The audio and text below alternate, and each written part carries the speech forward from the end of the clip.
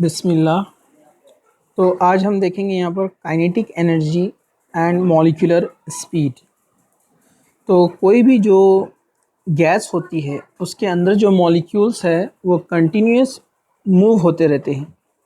Molecules of gas remains in continuous motion. Continue ये motion में होते हैं। जैसे यहाँ पर आप देखेंगे सिलेंडर में एक गैस है जिसको हमने ब्लू कलर से यहाँ पर शो किया है। तो यहाँ पर जो मॉलिक्यूल्स है ये कंटिन्यू मूव होते रहते हैं। ये जैसे ये मॉलिक्यूल इधर मूव होगा, ये इससे जाके टकराएगा, ये मॉलिक्यूल इससे टकराएगा। तो आप देखेंगे सबकी वेलोसिटी यहाँ पर अलग अलग है, डिस्टेंस अलग अलग है, कंटिन्यू मॉलिक्यूल्स मोशन में है, लेकिन सभी का जो मोशन है, वेलोसिटी है, वो अलग अलग होगी। और मॉलिक्यूल जब एक दूसरे से टकराते हैं तो कोई मॉलिक्यूल ज़्यादा स्पीड से मूव हो रहा है, कोई मॉलिक्यूल स्लो मूव होता है, लेकिन ये मॉलिक्यूल जाकर जब किसी से टकराता है तो उनकी स्पीड में यानी वेलोसिटी में डिस्ट्रीब्यूशन हो जाता है। मतलब वो जाकर जब टकराएगा तो वो मॉलिक्यूल वहाँ पर स्लो हो जाएगा और जिसको जाकर टकराया वो स्पीड से आगे निकल जाएगा। इस तरीके से यहाँ पर जो है मॉलिक्यूल्स में डिस्ट्रीब्यूशन होते रहता है। तो किसी एक मॉलिक्यूल की या सारे मॉलिक्यूल की एक जैसी स्पीड यहाँ पर नहीं होती है। अब इतने सारे मॉलिक्यूल्स की जब एक जैसी स्पीड नहीं होती है तो इनका एवरेज निकाला जाता है, जिसको हम बोलते हैं एवरेज वेलोसिटी, जिसको हम यहाँ पर इस तरह से बता रहे हैं average speed of the molecule. तो आप इसको यू या न्यू या सी किसी भी सिंबल से यहाँ पर इसको आप जो है शो कर सकते हैं। यहाँ पर यू लिया है तो इसका एवरेज निकाला जाता है। जैसे ये मॉलिक्यूल 1 2 3 प्लस प्लस करते जाएंगे, जितने मॉलिक्यूल्स है अप्रोक्सीमेट एवरेज जो निकालते हैं हम एवोगैड्रो नंबर से अपॉन नंबर, ठीक है। इस तरह से इसका एवरेज निकाला जाता है। मतलब स्पीड ऑफ मॉलिक्यूल यहाँ दिया हुआ है u1 u2 u3 एंड नीचे यहाँ पर जो है दिया total number of molecules. Total number of molecules कितने हैं और सबका जो है अलग अलग जो स्पीड है उसको ऐड करके एवरेज स्पीड यहाँ पर निकाली जाती है। तो उसको बोलते हैं हम average speed of the molecules. Okay, अब यहाँ राइट साइड में आपको एक ग्राफ दिख रहा है। तो ये ग्राफ में आप देख रहे हैं तो ये जो जितना एरिया ये कवर हो रहा है ये सारे मॉलिक्यूल्स को बता रहा है। ये एरिया पूरा, ये सारे मॉलिक्यूल्स हैं इतने एरिया के अंदर, यहाँ सब मॉलिक्यूल्स हैं।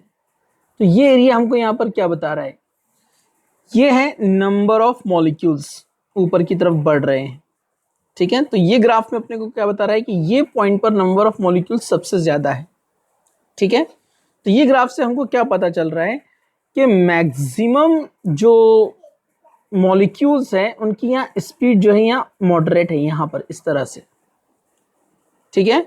और बहुत इस तरफ अगर इधर पार्ट आपने यहाँ पर एक लाइन बनाई तो यहाँ पता चलेगा कुछ कम मॉलिक्यूल्स हैं जिनकी स्पीड कम होती है, और यहाँ पर आपने लाइन बनाई तो पता चलेगा कि कुछ मॉलिक्यूल्स हैं जिनकी स्पीड बहुत ज़्यादा होती है। क्योंकि हम यहाँ पर लेफ्ट टू राइट जब जा रहे हैं मतलब मॉलिक्यूल्स की स्पीड वेलोसिटी बढ़ रही है। तो ज़्यादा स्पीड रखने वाले मॉलिक्यूल्स भी कम हैं, ये एरिया से हमको पता चल रहा है। और कम स्पीड रखने वाले मॉलिक्यूल की भी क्वांटिटी कम है, यहाँ पर हमको पता चल रहा है। और ये मिडिल में हमको पता चल रहा है कि मैक्सिमम मॉलिक्यूल्स मतलब अंदर जो मैक्सिमम मॉलिक्यूल्स हैं उनकी स्पीड जो है एवरेज मिडिल में है, यहाँ पर बता रहा है। ये ग्राफ हमको पता चलता है। वैसे ही ग्राफ जो है ये पूरा का पूरा जो एरिया है ये हमको बता रहा है कि ये मॉलिक्यूल्स का एरिया है जो अलग अलग स्पीड रखते हैं, ठीक है। और दूसरा हमको पॉइंट यहाँ पता चला कि जैसे जैसे स्पीड बढ़ रही है आगे, नंबर ऑफ मॉलिक्यूल्स आप देखेंगे बढ़ रहे हैं और नंबर ऑफ मॉलिक्यूल्स आगे जाकर कम हो रहे हैं। मतलब ग्राफ पहले ऊपर गया फिर नीचे गया, इसका मतलब जैसी स्पीड बढ़ेगी, स्पीड ज़्यादा रखने वाले मॉलिक्यूल्स कम है, ज़्यादा स्पीड रखने वाले मॉलिक्यूल कम है, कम स्पीड रखने वाले मॉलिक्यूल भी कम है। लेकिन जो मिडिल वाले हैं मैक्सिमम स्पीड, मैक्सिमम नंबर जो यानी ज़्यादा से ज़्यादा जो मॉलिक्यूल्स हैं उनकी स्पीड जो है एवरेज यहाँ पर आती है। ओके, ठीक है।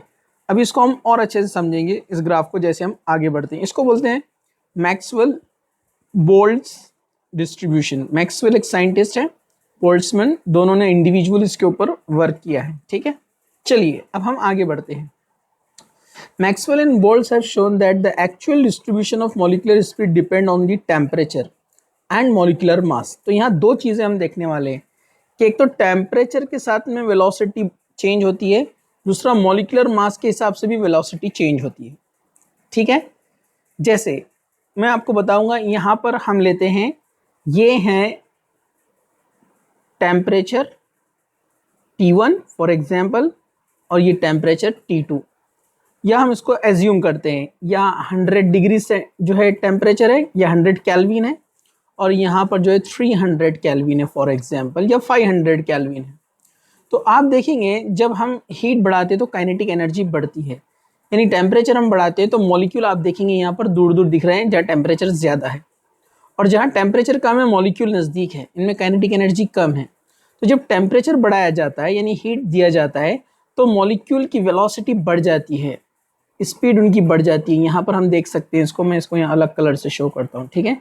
ये वेलोसिटी यहाँ पर क्या होती है, इनकी बढ़ जाती है, लेकिन ज़रूरी नहीं कि सबकी वेलोसिटी ज़्यादा हो, कम ज़्यादा रहेंगी, लेकिन उसका एवरेज निकाला जाएगा तो यहाँ पर अपने को स्पीड यानी वेलोसिटी क्या मिलेंगी, ज़्यादा मिलेंगी एज कंपेयर टू कम टेम्परेचर की। ओके, तो अब यहाँ पर जो ग्राफ में चेंजेस आते हैं, यहाँ पर आप नीचे वाले ग्राफ में देख सकते हैं, ये ब्लू कलर का जो ग्राफ है हमको बता रहा है कोल्ड गैस, मतलब यहाँ टेम्परेचर कम है। ग्रीन वाला बता रहा है हमको रूम टेम्परेचर, मतलब टेम्परेचर बढ़ाया गया है। जैसे फॉर एग्जांपल यहाँ 25 डिग्री सेंटीग्रेड है रूम टेम्परेचर, और ये ऊपर आप समझिए यहाँ पर ये कुछ 15 या जो है 10 डिग्री सेंटीग्रेड है, या उससे भी कम है, और ये हॉट है मतलब 100 डिग्री सेंटीग्रेड, या केल्विन में भी लिख सकते हैं आप इसको, 298 केल्विन यहाँ पर ये आएगा 25 का, ये 373 आता है केल्विन में। ओके, तो अगर आपने यहाँ टेम्परेचर बढ़ाया तो आप देखेंगे ग्राफ का नेचर चेंज हो रहा है। तो ये ग्राफ का जो नेचर चेंज हो रहा है आप देखेंगे ये कैसे हो रहा है, मतलब आप कहेंगे गैस तो सेम है, मतलब एक सिलेंडर है, उस सिलेंडर में यहाँ पर हमने 1 लीटर गैस लिया है। ओके, ये सिलेंडर है, इसमें भी 1 लीटर गैस है, दोनों में क्वांटिटी सेम है। तो ये नंबर ऑफ मोल्स में यहाँ पर अपने को जो है ये ग्राफ चेंज क्यों दिख रहा है, यहाँ अलग और यहाँ पर अलग। तो एक्चुअली नंबर ऑफ मोल्स जो है हमारे वो एरिया को बताते हैं। जैसा ग्रीन रेड में आप देखेंगे तो इनका एरिया सेम रहेगा, ग्राफ के पीक अलग अलग है। मतलब अगर आपने कंपेयर किया ये हॉट वाले को, तो ये हॉट वाला जो एरिया है रेड कलर में, ये जो मॉलिक्यूल्स का एरिया है, नंबर ऑफ मॉलिक्यूल्स जो है यहाँ पर, इनका एरिया क्या है, इसका एरिया और आप ग्रीन का एरिया अगर लेंगे तो दोनों सेम है। ग्रीन का एरिया कहाँ से कहाँ तक रहेगा, यहाँ से यहाँ तक, ये नीचे तक जाएगा। तो एरिया वाइज सब सेम है, ठीक है। आपको सिर्फ यहाँ पर हमको पता क्या चल रहा है, जो हम नीचे और ऊपर जो बता रहे पीक इनके, यहाँ पर ये ऊपर है, ये नीचे है और ये नीचे है। तो इसका मीनिंग क्या है, इसका मीनिंग ये है कि एट हाई टेम्परेचर, मतलब हॉट कंडीशन में जो गैस है तो उसके जो मैक्सिमम, यहाँ इसका मतलब क्या होता है, यहाँ मैक्सिमम निकालते हैं ना, एवरेज जो है, कलर चेंज करके बताएंगे। तो यहाँ मैक्सिमम निकालते हैं ना, यहाँ पर ये मैक्सिमम, तो यहाँ पर हमको जो है नंबर ऑफ मॉलिक्यूल्स कम मिलेंगे हॉट कंडीशन में यहाँ पर, ठीक है, जिनकी स्पीड यहाँ पर क्या है, यहाँ पर अपने को मिल रही है ज़्यादा। और यहाँ पर आप देखेंगे यहाँ पर जो मैक्सिमम है नंबर ऑफ मॉलिक्यूल्स, उनकी स्पीड कम है। तो सही बात है ना, हमने कहा कि अगर 2 सिलेंडर हम लेते हैं, ऊपर भी मैंने बताया आपको, अगर यहाँ पर टेम्परेचर ज़्यादा है तो मॉलिक्यूल्स या पार्टिकल्स दूर दूर है, मतलब वेलोसिटी उनकी ज़्यादा है, ज़्यादा फास्ट मूव होंगे। तो ज़्यादा हाई टेम्परेचर, ये क्या है, हाई टेम्परेचर, तो हाई टेम्परेचर पर ज़्यादातर मॉलिक्यूल्स की जो है क्या रहेंगी, स्पीड ज़्यादा रहने वाली है, ठीक है। ओके, तो यहाँ पर स्पीड ज़्यादा है, देखिए ये पॉइंट पर, क्योंकि इधर हम जा रहे हैं तो स्पीड बढ़ रही है ना, यहाँ पर स्पीड देखिए आप ज़्यादा है, ठीक है। और अगर हम लो टेम्परेचर पे लेते हैं फॉर एग्जांपल, तो मॉलिक्यूल्स यहाँ पर क्लोज रहेंगे, क्लोज रहेंगे, मतलब उनकी वेलोसिटी क्या रहेंगी, यहाँ पर एवरेज निकाली जाए तो किसी की ज़्यादा किसी की कम रहेंगी, लेकिन एवरेज निकाला जाएगा तो लो टेम्परेचर पर, ये लो टेम्परेचर, तो लो टेम्परेचर पर इसकी जो स्पीड है, वेलोसिटी है अंदर के पार्टिकल्स की या मॉलिक्यूल्स की, वो क्या रहने वाली है, कम। तो ज़्यादातर मॉलिक्यूल की स्पीड क्या है यहाँ पर, कम। ये पॉइंट बता रहा है हमको कि स्पीड क्या है, कम, क्योंकि ये स्पीड का है ना यहाँ पर एक्सेस, तो यहाँ स्पीड कम है, ठीक है। मतलब कम टेम्परेचर पर बहुत ज़्यादा मॉलिक्यूल्स की स्पीड कम होती है, और जब टेम्परेचर बढ़ाया जाता है तो स्पीड यानी वेलोसिटी बढ़ जाती है, लेकिन मॉलिक्यूल्स उतने ज़्यादा नहीं होते जितनी क्वांटिटी कम टेम्परेचर में थी।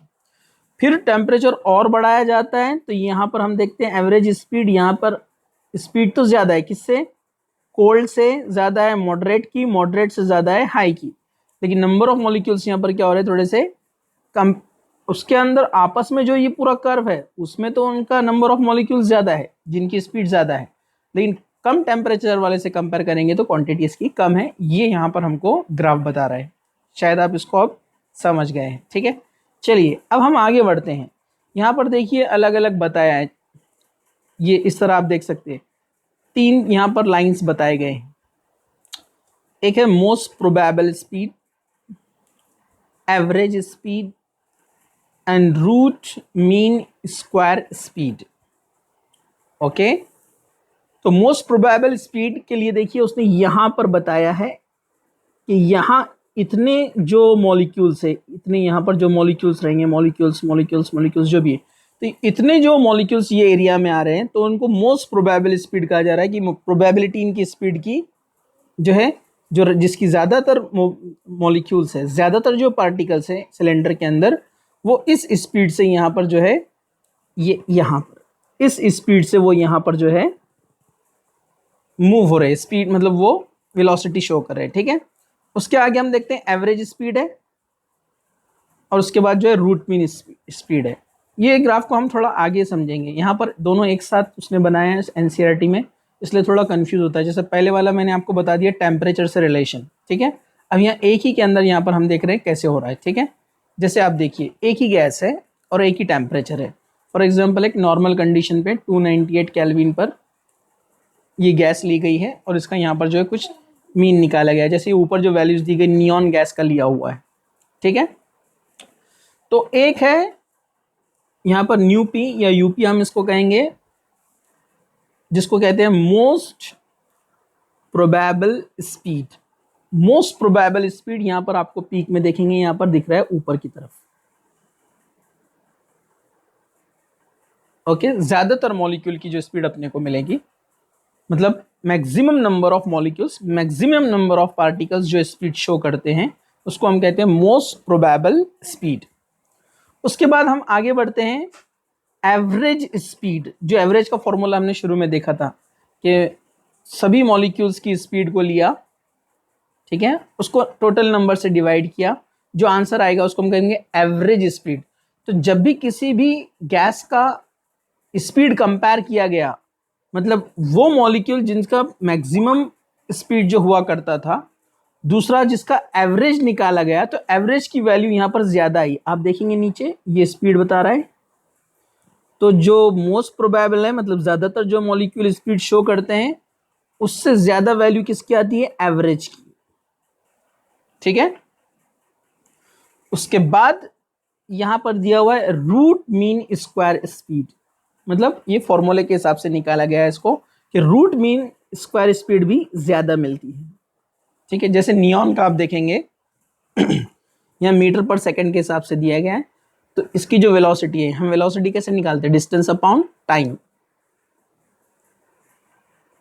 Distance upon time. ये देखिए 491 मीटर पर सेकेंड, ये क्या है? Most probable speed. मतलब नियॉन गैस को अगर आप कहीं रखेंगे सिलेंडर में, तो उसके जो पार्टिकल्स की जो ज़्यादातर मॉलिक्यूल्स की जो स्पीड रहेंगी वो कितनी रहेंगी? 491 मीटर पर सेकेंड, जिसको हम माइल्स में इस तरह निकाल सकते हैं 1100 माइल्स पर आवर, ठीक है। मतलब 1 घंटे में ये पार्टिकल इतना मूव हो सकते हैं, जिस तरह साउंड की स्पीड भी निकाली जाती है, आपने देखा है। एवरेज स्पीड, अगर हमने सारे पार्टिकल्स वाले सारे मॉलिक्यूल्स की जो वेलोसिटी है उसको टोटल नंबर से डिवाइड किया नियॉन का, तो वो मिलता है अपने को 554 मीटर पर सेकेंड, यानी 1240 माइल्स पर आवर। मतलब ज़्यादा है, एवरेज वाली स्पीड ज़्यादा मिलती है, ग्राफ में भी पता चल रहा है अपने को आगे ज़्यादा है।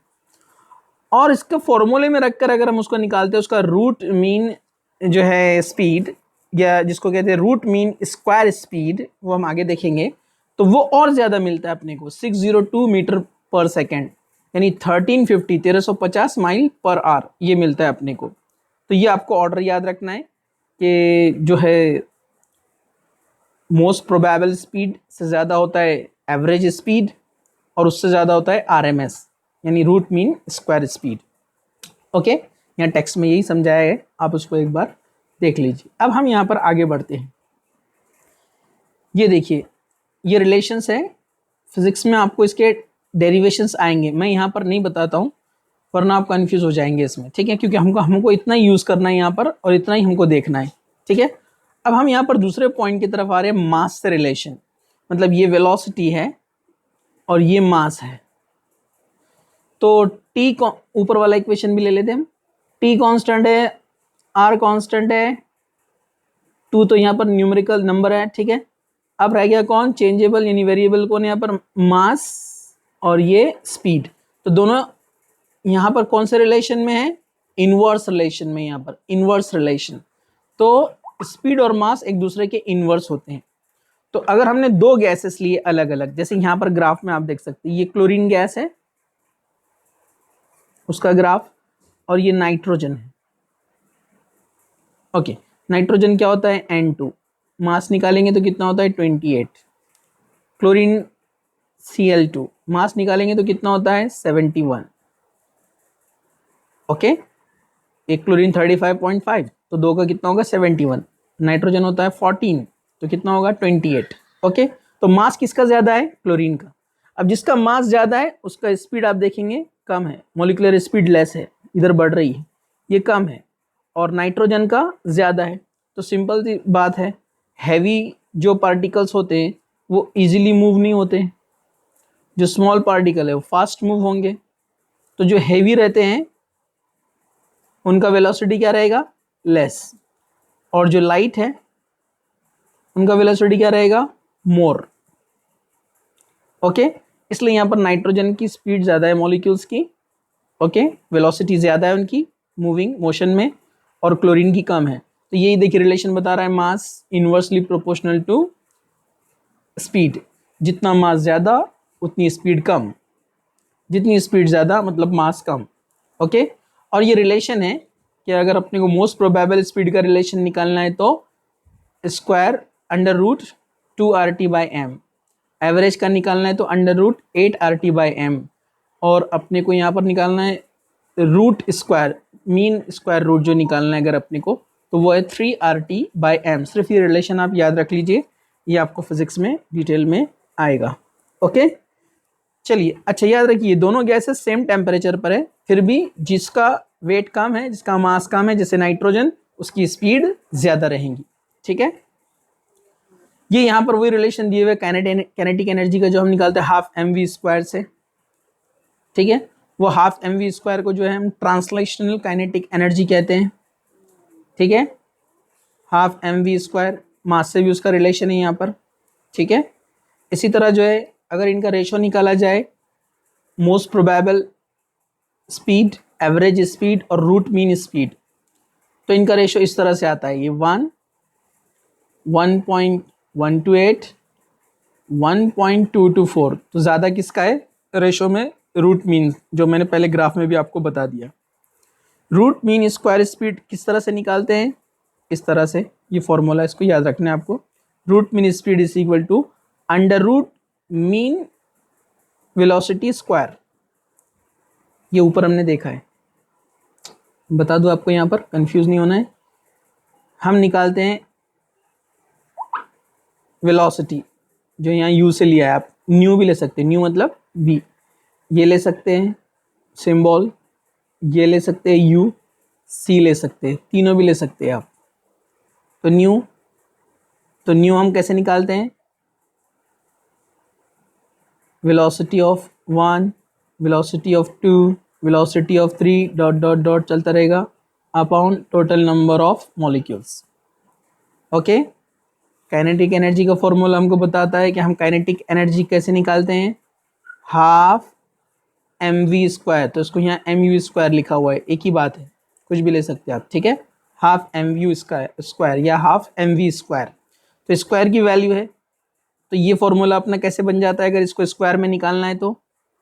सेम ऊपर वाला ये फॉर्मूला, 1 स्क्वायर 2 स्क्वायर 3 स्क्वायर, सिलसिला चलता रहेगा upon total number of moles. अब इसी का मीन निकालना है, मीन, तो हम उसको कैसे लिखते हैं? ये सब थ्योरेटिकल कैलकुलेशंस है, एक्चुअल जो अपनी इक्वेशन तो ये हो गई यहाँ पर, अब इसको कैसे यूज़ करना है ये बता रहे हैं हम, ठीक है। अगर अपने को मीन निकालना है तो उसको हम ऐसे शो करते हैं कि मीन, ओके। सेम इन सब का क्या निकाला जा रहा है, यहाँ पर मीन निकाला जा रहा है, ओके। अब इसी को जब हम RMS यानी रूट मीन स्क्वायर बोलते हैं, तो ये जो वैल्यू आएंगी हमारी प्रैक्टिकल, उसी को यहाँ पर इस फॉर्मूले में रख देना है, under root mean square velocity, इसी को हम बोलते हैं RMS, ठीक है। तो 12th और रिपीटर वाले तो इसको समझ गए होंगे, 11th वाले थोड़ा सा ध्यान से देखना है, समझने के लिए कोशिश करना है, नहीं समझाए तो आप मुझे जो है डाउट्स के लिए क्वेश्चन जो है सेंड कर सकते हैं SMS या कॉल के ज़रिए, ओके। थैंक यू, जज़ाकल्लाह। इसके आगे का वीडियो हम कंटिन्यू करते हैं नेक्स्ट लेक्चर में, ओके। अस्सलाम वालेकुम।